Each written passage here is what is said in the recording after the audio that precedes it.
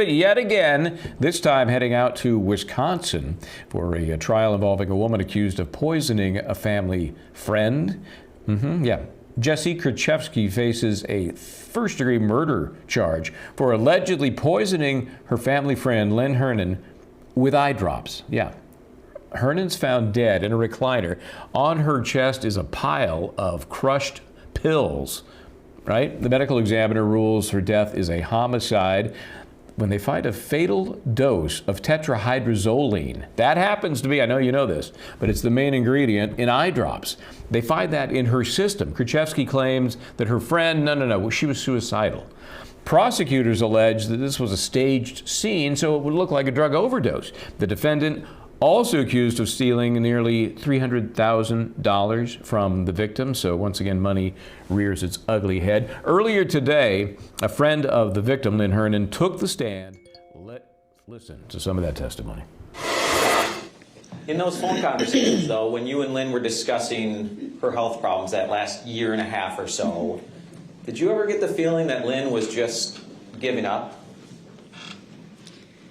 No, I wouldn't say that. I think she just felt like she wanted to get better. I mean, how it was presented to me was like, let me just, get myself better and we'll connect. So I didn't feel that. So there are plans for the future to hang out again. Right. Did you ever get off the phone with Lynn one time and say, well, I'm worried that she's going to commit suicide? Oh, no. Not once? No.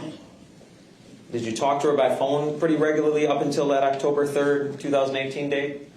I'm not sure if I would say regularly, like as in weekly or anything like that. I know from February when I had seen her up till October, we had, I would say, minimal conversations, again, going back to her either her calling and talking for just one real quick minute, and then she'd have to go because she didn't feel well, or my calling and her saying I can't talk, or just her not answering.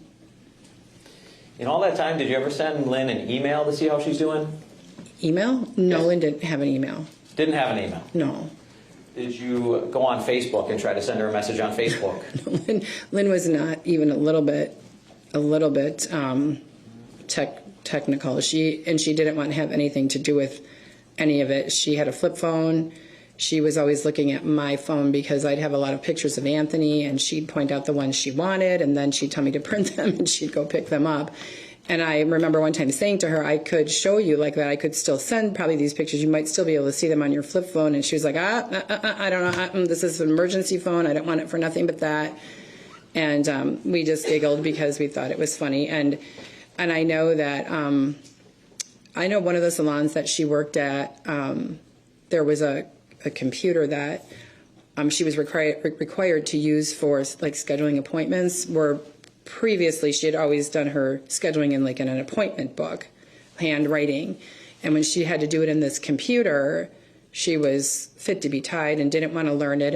And so she wanted to have nothing to do with any of that. She did not have an email. She did not have anything on social media. And we communicated via phone. And that was usually her house phone. Oh, so she still had a landline? Mm-hmm. Is that a yes? Yes, I'm sorry. Did she have a computer at all? No. So this witness for the prosecution kind of cuts the legs out from under one of the defense arguments that this woman was suicidal, but according to her friend, no, she wanted to actually get better.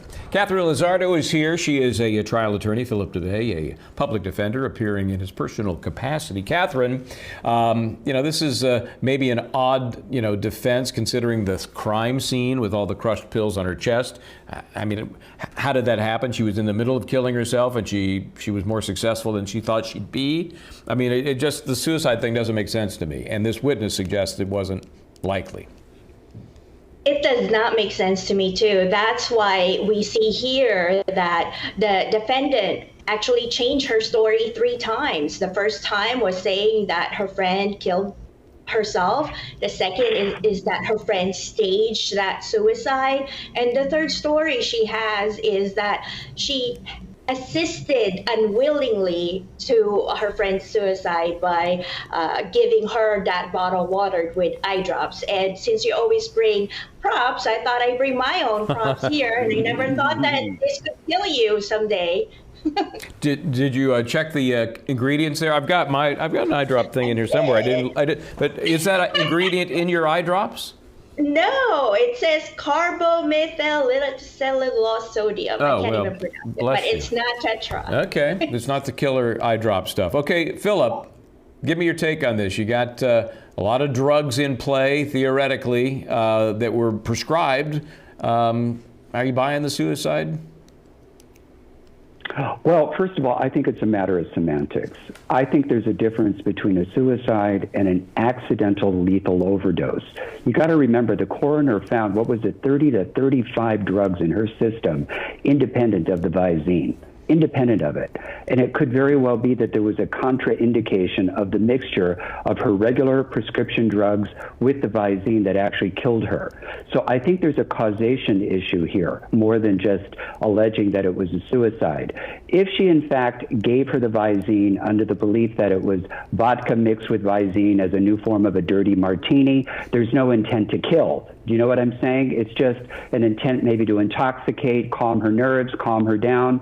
And I think independent of the intent to kill, it's going to be pretty hard to prove a murder. Now, on the other hand, if the quantity of that active ingredient in the eye drops was at a lethal amount where, no reasonable person, even with red eyes, would take that much, then there's an argument to be made that it was a reckless type of homicide where you should have known better and you disregarded the dangers to human life by feeding it to her. So I don't know.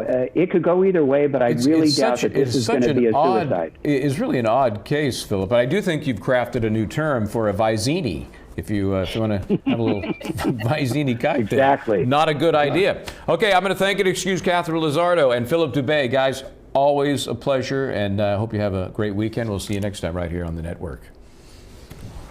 That's going to do it for me, Michael Bryant. Hey, try to do the right thing. Have a